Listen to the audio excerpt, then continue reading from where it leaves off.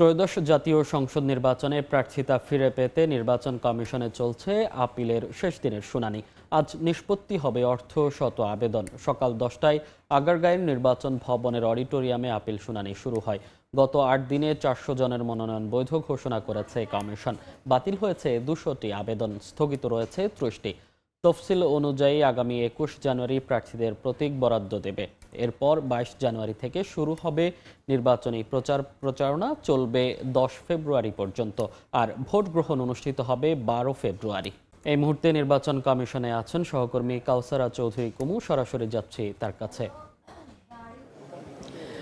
আজকে এই যে 8 দিন ধরে চলার আজই শেষ দিন, অর্থাৎ শুনানি আজকের মধ্য দিয়ে শেষ হবে। আসলে আপিল দায়েরকৃত আপিলের যে শুনানিগুলো চলছিল এই 8 দিন ধরে আজকে শেষ হয়ে যাবে। অর্থাৎ আজকে প্রায় 65টি আপিলের শুনানি করবে নির্বাচন কমিশন, যেহেতু চলমান 35টি এবং স্থগিত রয়েছে প্রায় আরও 30টির মতো আপিল। সেই 30টি স্থগিত 30টি আপিলের মধ্যেও আজকে শুনানি চলবে। অর্থাৎ প্রায় 650 মতো আপিল করেছিল নির্বাচন কমিশনে, যাদের প্রার্থিতা বাতিল হয়েছিল অথবা একই সাথে যাদের প্রার্থী বৈধ হয়েছিল তাদের বিরুদ্ধেও অনেকে রিট করেছিল যে কেন তাদের প্রার্থিতা অবৈধ হবে না, সেই মর্মেও রিট করেছিল।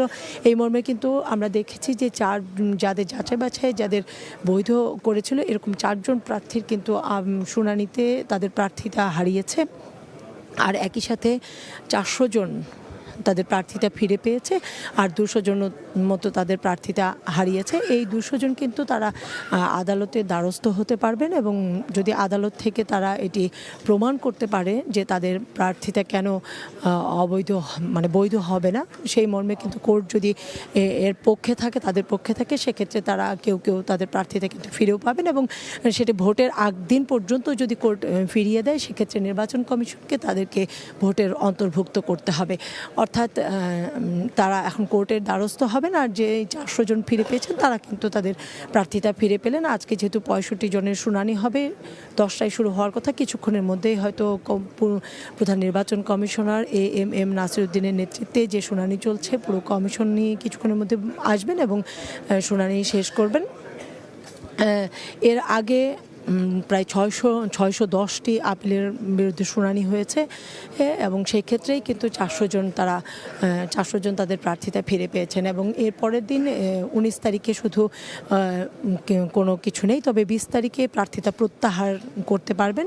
যদি কোনো প্রার্থী মনে করেন যে তাদের প্রার্থিতা প্রত্যাহার করবেন, সেক্ষেত্রে একদিন সময় রেখেছে নির্বাচন কমিশন। এবং পরদিন 21শে জানুয়ারি নির্বাচন কমিশন 21শে জানুয়ারি নির্বাচন কমিশন তাদের প্রতীক বরাদ্দ দিবেন। এই প্রতীক বরাদ্দের পরেই কিন্তু প্রার্থীরা তাদের নির্বাচনী প্রচারণা চালাতে পারবেন। অর্থাৎ 22 তারিখে নির্বাচন কমিশন বলেছে যে 22 তারিখের পরই প্রার্থীরা প্রচারণা চালাতে পারবেন এবং ভোটের 48 ঘন্টা পর্যন্ত তাদের প্রচারণা চালাতে পারবেন। 12 ফেব্রুয়ারি যেহেতু অনুষ্ঠিত হতে যাচ্ছে ত্রয়োদশ জাতীয় সংসদ নির্বাচন কমিশন থেকে এই ছিল আমার কাছে সবশেষ তথ্য। সরাসরি যুক্ত ছিলাম নির্বাচন কমিশন থেকে।